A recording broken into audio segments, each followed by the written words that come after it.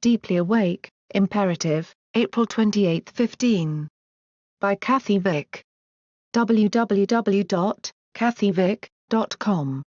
Deeply Awake, at Tumblr. Lightworkers.org, MacArthur. I have written many unpublished essays, and have been given the opportunity to process, but still, things must be said, here, and I want to reacquaint myself with you now. Funny how it works out. This is the first lull in which I have wanted to write. It was an urgency this morning. Hence, the title.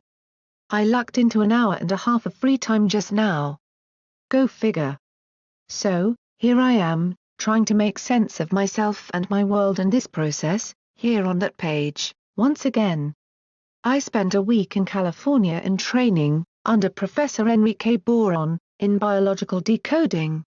In essence, it is the study of how emotions, as intoxicant rather than fuel, creates manifestation of illness in the body. Basically, I go back in August, and could easily dive headlong into the work, I know that now. It is rich, biological decoding. It's home, in a way, and it's always nice when I realize I have another home. Although it is in my nature to explain, to really get in there and get deep and lay it out, I have come to understand that this is not my role with Boron's work. On the last day, after an intense experience I am going to tell you about, and then a 2-hour lecture on quantum reality, I took the break. I was ravenous. I have had other moments like that. Moments of sheer creaturehood. I laugh. You should have seen me. Ravenous.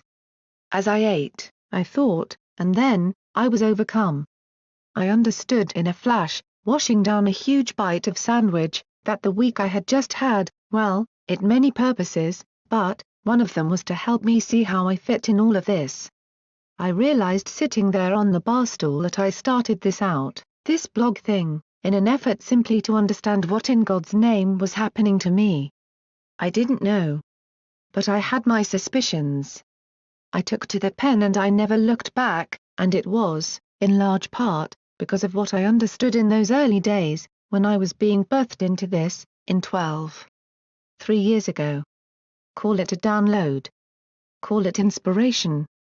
Call it my brain just giving me a break for once. But I was told what this writing was, in part. I was told it will be a genre called reverse autobiography. It would become quite popular, as things progressed. The idea is, you get a hit of light, and then, everything has changed, and you get to write about your life, reclaim it, examine it, undetonate it, and then realize its beauty and sense and worth. I was told I couldn't be plagiarized. My voice is a fingerprint, can't be duplicated. They'll try, they told me, and they told me to be flattered. They told me never worry about an idea that you have had being developed by someone else. There's more than enough ideas, and if they get far, it means they were the ones to carry that message. Don't be greedy, they said.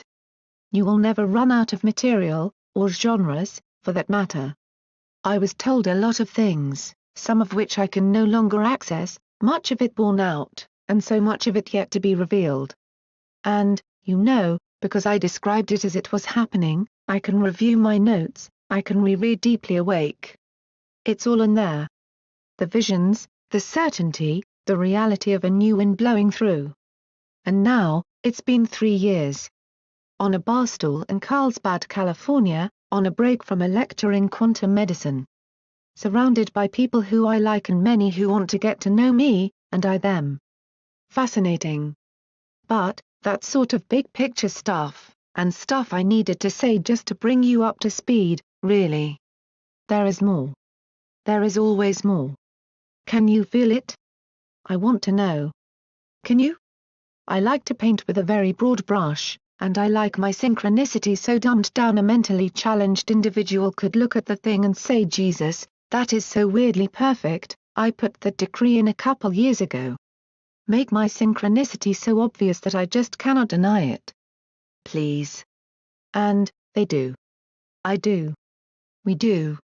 So, I have this reset. 8 days, 9, was it? But, in a completely supportive, Nearly womb-like setting, paradise, in fact, I called it, many times. And this was bookmarked with plane rides, so high up that I can't hear or feel much, untethered, disconnected. Reset. And I come back, after the culmination of the 2 eclipses and all that celestial stuff, I come back after the 4 to 20, which was huge, and everything is so much better. I am so much better. This is not the effect of mediocre restaurant food and gentle sleep. This is the effect of the equivalent of nuclear bombs going off in my psyche. Or, at the very least, some powerful sandstorms. I cannot, will not, do much explaining of biological decoding here, until I get Mr. Boron's permission. But, mine is not to teach the stuff, and that is what hit me in the restaurant, you see. That's the part that is the bridge, between what I have been doing the last 3 years and what is to come. I sat there and thought. I ate mechanically. Messily. Distractedly. I was thinking. I realized that all that time, the 20 years I spent walking around with this stuff quiet, just living in 3D, feeling like I was dying, every single day, this ascension and DNA and common sense stuff unspoken, forbidden, but never ever forgotten, it was a blessing to have it with me, and it burned to not have it complete. And there on that bar stool, there was a bend, a curve, and I could see the whole thing. I could see it as a circle, a spiral, a fractal. Finally. I worked diligently the last 3 years, slowly rising out of my self-imposed amnesia and darkness. The lights came on one by one at first. It was gradual. It was good. With every change, with every little fix in my thinking, my life seemed to get more on track. Not better in the classical sense, since I was still poor as a church mouse and fucked up in my emotions, but, I was getting there. And I wrote about it. I reached conclusions. I began to channel. And I reached the same conclusions these men have. I did. All on my own. With books, yes, and with the internet, but, no community. Nobody to bounce ideas off of, alone with my thoughts and my netbook, at least for those first 2 years. We are all like this, of course. One does not come to face oneself holding another's hand. It must be done alone. I saw it so clearly. My role in this. Although I understand, now, how to heal people, how to effect healing, and I have always understood its inherent responsibilities, in the end, I could just care less, I realized. I have had 30 years of broken bodies, broken minds, broken lives. I have enough. If they would let me, I could give people that release, I could. So few want it. So few understand. And so, I am not interested, in the end, in healing others anymore. Please, please, please, heal yourselves. I want people to heal themselves. And maybe decoding can bring some peace to me as a wounded healer myself. It is wounding, to be asked to heal those who refuse it, asked to heal with tools that harm. It takes a toll. Instead, it has been my pleasure, and my endeavor, to figure out just how the fuck one applies this sparkly stuff to daily life, the hand-to-hand combat each of us are invited to engage in daily with others. It's what has driven me, fascinated me, kept me nursing, kept me focused, kept me uneasy, kept me going. This has been my main conundrum. Self and others. Identity. Meaning. But, what has mattered the most to me these last 3 years is getting down to it. Finishing it up. Completion. I do not believe, as my colleagues do, that people cannot change. That's the soul cry of someone who feels horribly betrayed. It's not true, and it makes for bad thinking and bad decisions, I think. Yesterday, driving home, I was just floored by a couple things, and I want to tell you about them. I realized, and then tried to articulate it, right then, that I feel there is a cord, some sort of traction, pulling me forward. I can see it, feel it, running through me, to the past, but the past seems not to matter in this model. It is a fact, and there are visuals, but, they are irrelevant. No. What is alive is what is out in front of me, and I know it is alive because it is pulling me. All through the day, I could remember that there would be night that night. And usually I couldn't. I couldn't ever really believe that I was going to see my loved ones again, once I was on duty. I truly and utterly did not believe, neurologically, that I was going to rest soft in my bed again. I did not have the language for rest or bed, while driving around town fixing others, or on shift late at night, or in any of the other clinical situations I have put myself in over the years. My God, such immediacy. Before leaving for California, my brain was really fried, and this was causing me, and my patients, some problems. I was fragmented. For several weeks prior to leaving, I found that in consultation with a patient, I would lose my thoughts as I was saying them. Great blanks. I had to abandon whole thought groups, unable to catch them again. I would forget appointments, commitments. I would always remember and fix, but, the effort, and the resultant panic, was absolutely enormous. I was truly riding one point, by the end of it. Tightly focused. And completely scattered. So imagine my surprise yesterday. I could remember conversions I had had earlier in the day. I remembered what needed to be said to the other. I remembered promises I'd made 2 weeks earlier. Still very, very scattered, but somehow in better form, in a workable structure. But yesterday, for the first time in my career, I believed, I understood and knew that I would be home that evening. I felt safe the whole day, not just at 4:59. It happened in California too. The third or fourth day. I was looking at the projector screen, reading about some horrible disease, and I realized, oh my God, I am going to be back here. In August. It's real. I'll be coming back. I wrestled with the doubt. My belief that tomorrow doesn't exist and that somehow, even if it does, I never get what I want. All of that was gone. Instead, I was filled with buoyancy. It'll be warm in here in August, I thought, as I leaned back, put my arm on the back of the chair and listened. Yep. It'll be nice here in August. In the classroom, and in my car yesterday, I was flooded with a warmth, and a hope. I don't fully believe it is true, but I believe more fully now. Last night I realized while listening to a Korean tape, he said one phrase and gongs went off, and I realized that, and why, I had to go out there, I had to do something.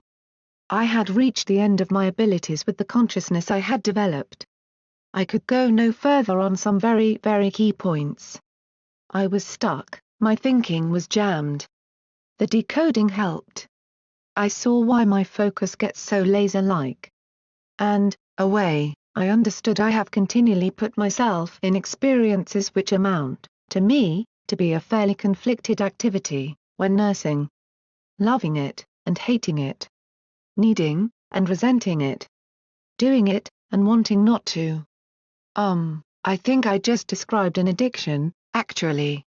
Anyhow, what matters is that surely, if it hadn't had been this conflict with nursing, it would have been with firefighting or cabinet making or skydiving. Whatever, I'd still have the conflicts. And now that I know what the conflicts are, and what pushed me, and the effect it has, I have begun to change my approach.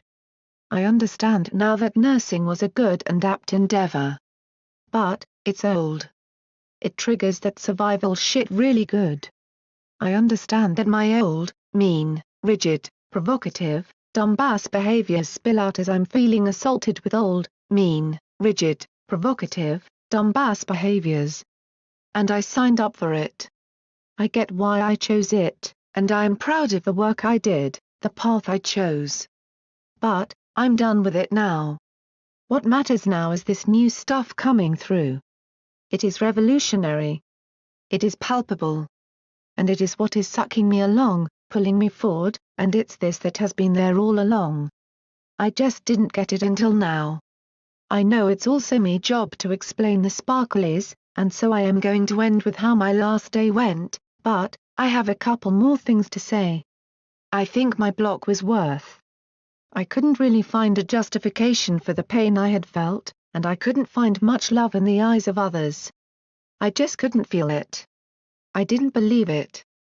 Much like not believing dinner fixings were at home and that my belly wouldn't burn once my workday was done, I also could never really truly believe that comfort did, that anything did. In the end, I know the core one was feeling like I just didn't exist at all. It was a puzzle, certainly. And through this training, and the last 3 years, to be sure, I think all I have figured out can be summed up by saying, I am really something else. That takes no light from others to say. But, wow, I am something. Huh. I came out ok. And, I am. I am here. What I sense and think and feel, it is valid. It is meaningful. It has worth. And I know this because of others, and because of self. Self and other. It's my mystery. The weird and quite obvious synchronicity that took over a couple days before I took off is still here. It's still uncanny. It's still palpable. It's not going away. It doesn't hurt to work as a nurse. It felt good to be with my kid. Things are soft. They are gentle now. Everywhere. Everywhere. Everywhere. And that is what I want to sing and dance and rejoice about. This thin strain of music from the unknown, this gentleness that would visit me sometimes and calm me when I couldn't, shouldn't, would never be calm again, it would steal over me, even as a child. And I could go on then. So, before I tell you of that morning, I will tell you of this morning. I was doing my standard poking around the internet. I watched slivers of things, read a lot, and then, I wanted to hear music. I put on a favorite from 1973. David Essex. Rock On. I remembered, this morning, the context of that song. And although I will not share that here, I will tell you that this is a song that has always done that soothing thing to me. Always. It stops me cold and makes me feel good.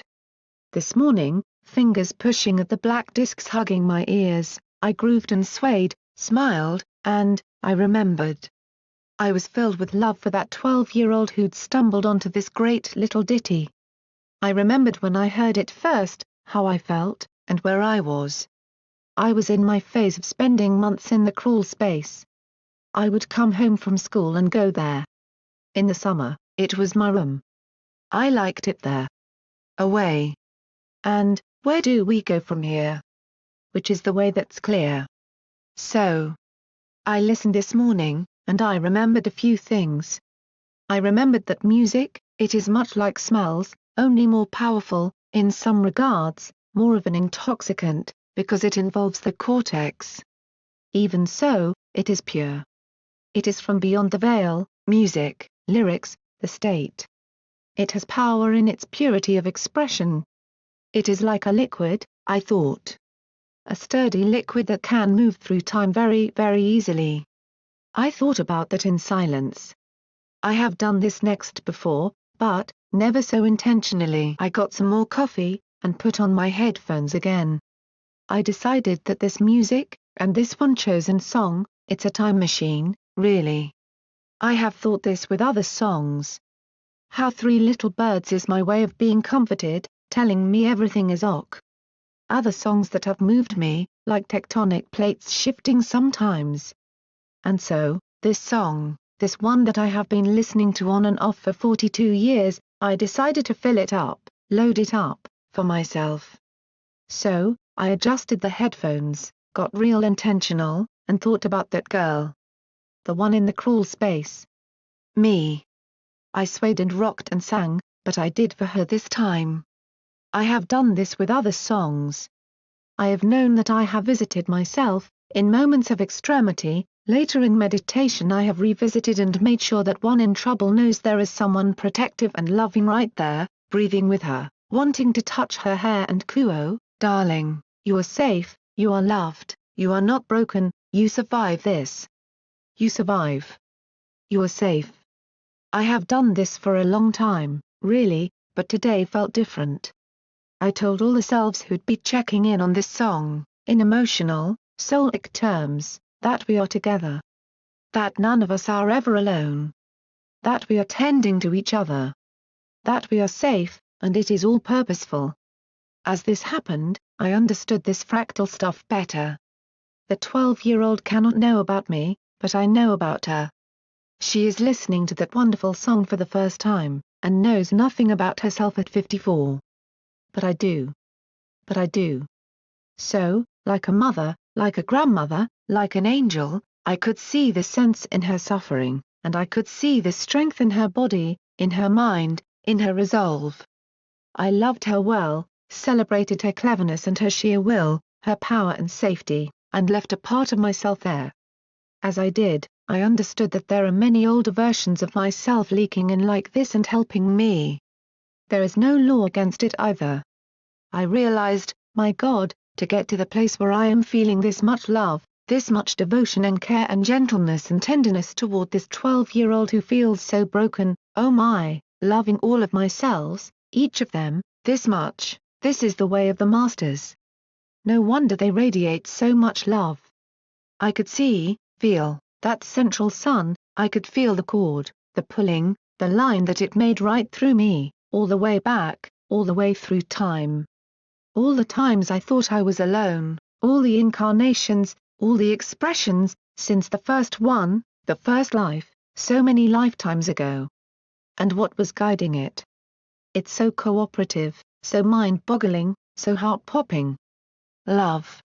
Love does. Love. Oh my God. It's beautiful. So, I want to finish by telling of Sparkles. To do so, you must understand what I was working on. I understood that this April was a big month.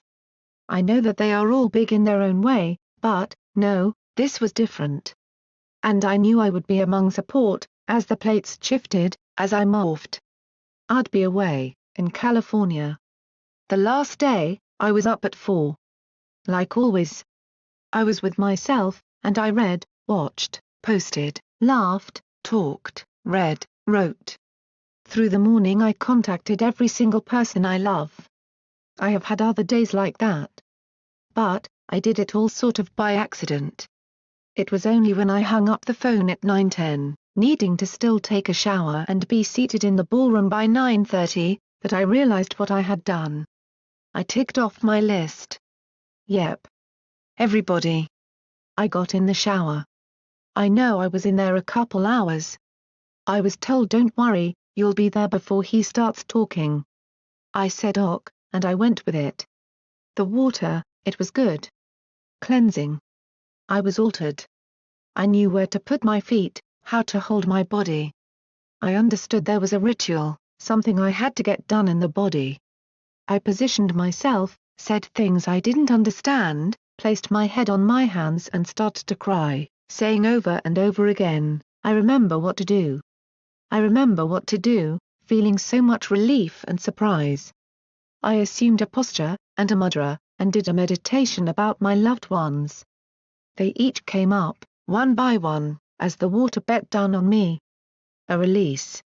A letting go. A thank you. A return. And then, with the last one, oh, there was no release. In the shower, as surely as these keys are tapping out these meanings with my fingertips, I tell you, I turned into flame. My body doubled up. I was alive, burning, consciously aware and grateful for being simultaneously sprayed with soft water. I felt the merging of the two, and could feel something emerge from me, and start to feel good within me. All at once. The masculine, fire, the feminine, water, all the duality, becoming both, and being neither. I was alive, crystalline, aflame. I said words. I said what needed to be said. To all of them. To each of them. To myself. And none of it was conscious. And all of it was cooperative. And, then, it was over. It just was over and it was time to get dressed. I got up to the ballroom as Dr. Todd was finishing his address to the group on his laser technology. Boron had not yet begun to speak. It was 9:35. I understood that the shower thing was only half of it.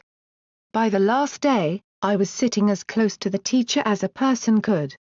First row, I'll seat. And I no longer needed or wanted anything from him but to be healed.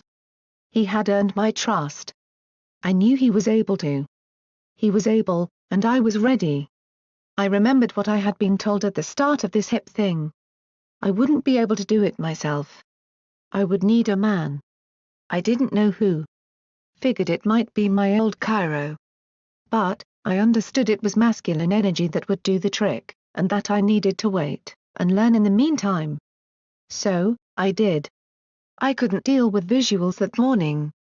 Too blown open. I needed the teacher to be my grandpa, and I needed to sit at his feet and know I was loved, and honored, because I was important enough for the good stories. I just wanted to hear stories.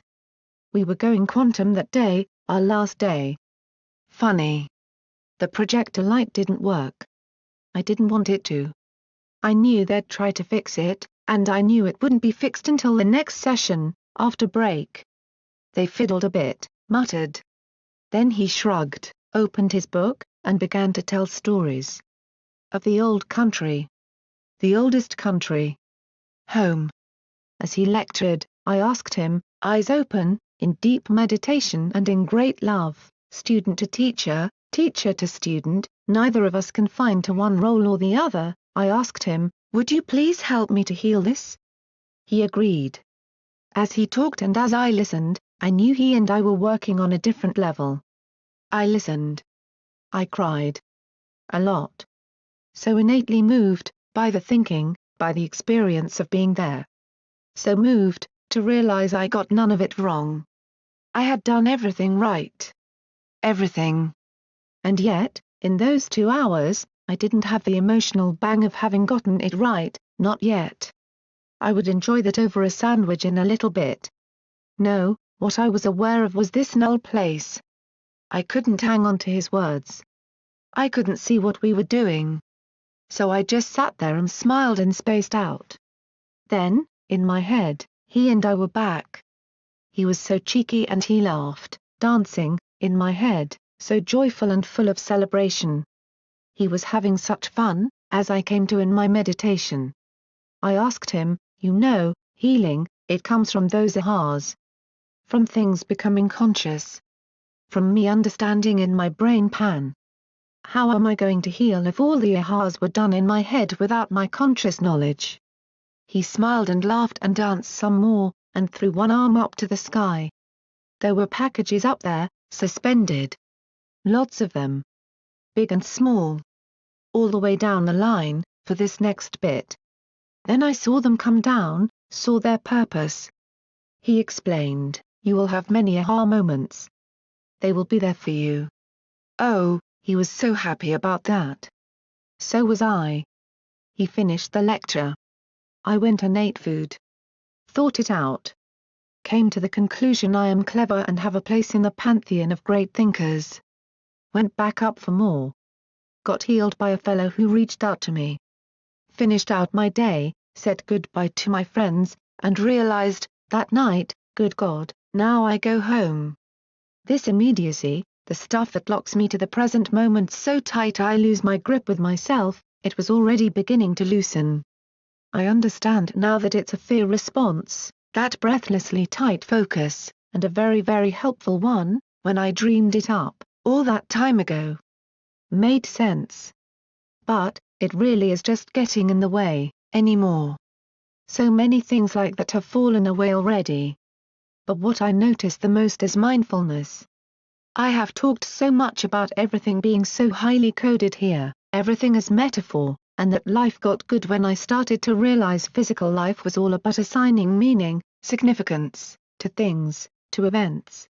How we encode and decode events, it's the crux of it all. The difference between suffering and peace, in many ways.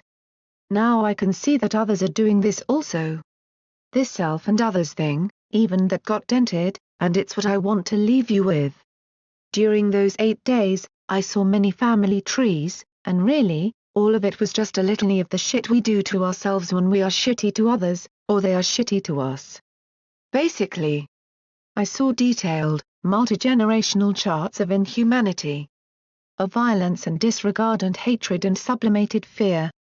Incest. Murder. Rape. Abandonment. Accidents. reversals of fortune. All of it. Day after day it played, and then we learned the biological consequences of being confronted with something you have no good explanation for. The core stuff that knocks you flat and squishes you dead. That kind of stuff. And I realized that this was a way for me to finally be able to have compassion. Because I couldn't assimilate my own history, my own biological madness and inhumanity, I know now I did not believe anyone else had any. I truly believed that I was alone in this. And I understand that is so not true. The evidence, the physical proof, is in your bad knee, his cancer, her dementia, his car accident. We are all of us in lesson, we are of us just now coming out of this tar of survival thinking. No one is immune. And those who become immune, well, they have something to teach. But, none of us, not one of us is immune from the scars of the limits of this experiment in consciousness we did. This great experiment into such vast separation. And it's over. At least for me.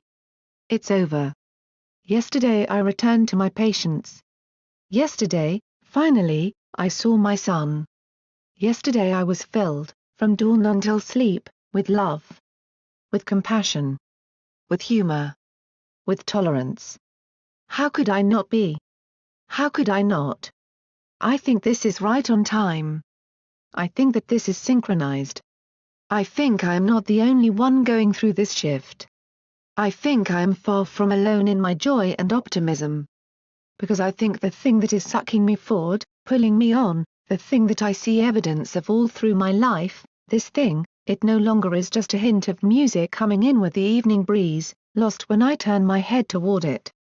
No. This stuff is like tractor beam now, and really, all I need do is sit back and let it guide me. And I know I am not the only one. Further, I just know, that there are bigger and bigger, older and wiser, parts of myself, sitting, swaying, smiling, rocking, infusing songs, situations, sunrises, smiles, with this love, with this awareness, that it's never been anything but purposeful, it's never been more than I could cope with, and suffering was never, ever meant to be permanent. Such are the thoughts of a random nurse, sitting on her bed, her little kitty snuggled close, her son still asleep. A simple person. A complex person. A person finally more at home in her skin. I'll let this unknown, sturdy, solid structure come into focus more and more, today, every day. I'm relaxed now. I'm not afraid now, not as much anyway. And far more tolerant of my fears than in times past. Of course, I think to myself, of course I'd have trepidation. This is all new. Let's proceed.